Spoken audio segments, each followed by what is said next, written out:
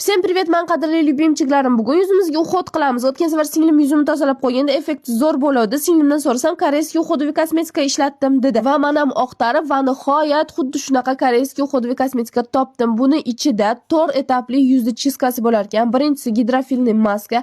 Buni har kun kechqurun makiyaj yechishda foydalansa bo'lar ekan. Ishoninglar, yuzni prям shunaqa makiyajdan yechib qo'yar ekan.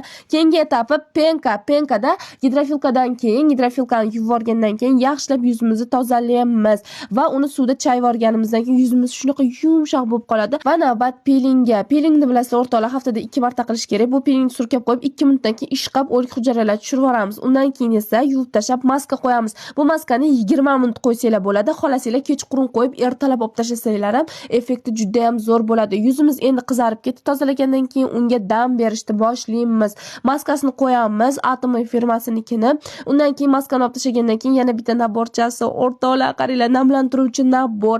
Birinchi bo'lib shu suyuqligini yuzimizga surkamiz. Toner vazifasida va undan keyin namlantiruvchi kremini surkamiz. O'rtoqlar, toneri turli xil molekulalar o'z ichiga olganligi uchun chuqur namlab beradi. Undan keyin xohlasanglar 30 SPF ni ichiga olgan BB kremini surkasanglar bo'ladi. Tonalka vazifasini ham, SPF vazifasini ham bajaradi.